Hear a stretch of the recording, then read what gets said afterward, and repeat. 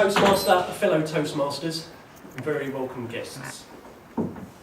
I joined Toastmasters in November of last year, and that was just after the humorous speech competition where one of our Toastmasters, who's not here, Charlie, actually went on and won some competitions. And I would have never have pictured myself standing here delivering a humorous speech.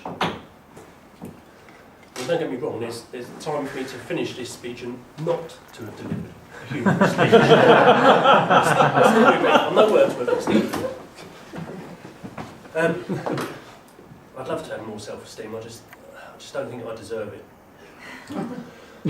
My speech, and they're all going to be a little funny like that, so you'll have to stick with me. My speech is on what's making Britain great, and it's from my view, from my world.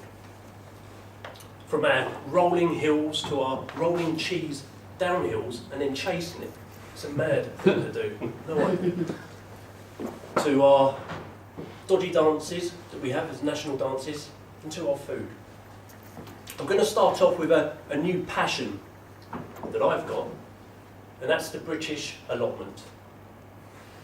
Now, I'm quite new to this. I'm only just found a plot, and I'm just started renting it. And everybody knows that I'm green and knows that I'm the new boy on the block. And I'm sure someone's dumping topsoil into my plot. I've got no idea who it is. It's a mystery. But the plot thickens.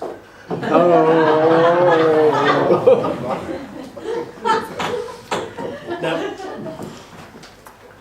allotments came about in the 1800s, and they really took off during the Second World War, where the British government was trying to get all the British people to dig for victory. So that was to grow our own crops.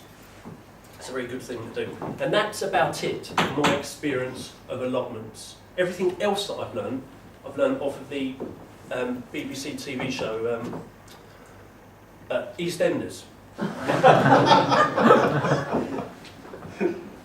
moving from allotments to moving on to some food. Now, our national dish is fish and chips, but I never realised, just doing some Google searches as you do, I never realised that the Cornish pasty actually got voted the worst food in Europe a couple of years ago. I mean, I think it's fantastic. You've got your complete meal, and then you've got pastry wrapped around the outside. I think it's fantastic. It's not the most common quick food to get. That is going to be the burger, obviously. And McDonald's are cleaned up there. So we give something to the Americans. They've got their McDonald's, they've got the burgers. And a burger does taste great in a McDonald's in America. That's the best place for it that I've found. But they can't play cricket, and they make rubbish tea, so we'll call that quits. We have got a chain of restaurants ourselves to compete against McDonald's. That chain of restaurants started in the 70s. So what powerful branding did we give to this chain of restaurants? Wimpy. We call that chain of restaurants Wimpy. Now there's a whole speech in that, which I'll save for another occasion. So moving on from now, the Great British Blanket. Now, I think it's British, because the Queen's always got it over her lap whenever she's on a parade. And we need a blanket in Britain. We need it for the picnics, and we need it in the evenings when it gets a bit nippy to keep us warm. Now, I know it can be itchy, I know it's not great, but our blanket is under threat. Those Europeans are trying to take our blanket away from us. You've got to be careful. They're trying to replace it with the continental quilt. Whatever you do, you've got to make sure you've got a high ratio of blankets in your house to those continental quilts. Moving on, what else have we got for Britain? The garden gnome. Now you either love it or you hate it. It's like Marmite. But the garden gnome isn't actually British, it's actually German. Exactly the same as the Queen's husband's family. We call it quits, we take the garden gnome. Now, the garden gnome is fantastic. There are films made about them. I like them. And what I do with my gnomes, or what I did a while ago, is I move them around the garden at night. So then my children thought they were actually doing something.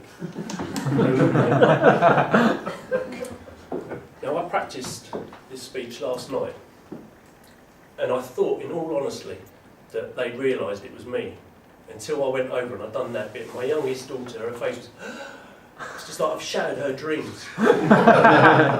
Then talk about Christmas or anything like that. So moving on from the garden gnome, we're going to move on to dancing. We're going to move on to Morris dancing. Now I'm not talking about Morris dancing, I'm talking about Morris dancing.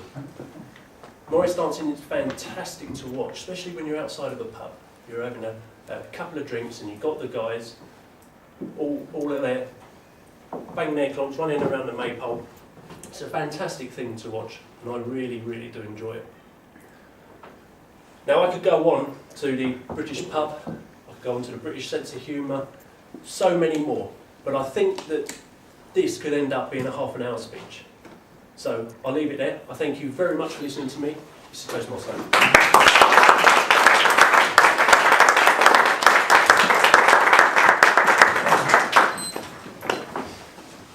Thank you, Scott. 2 minutes for James to wrap up.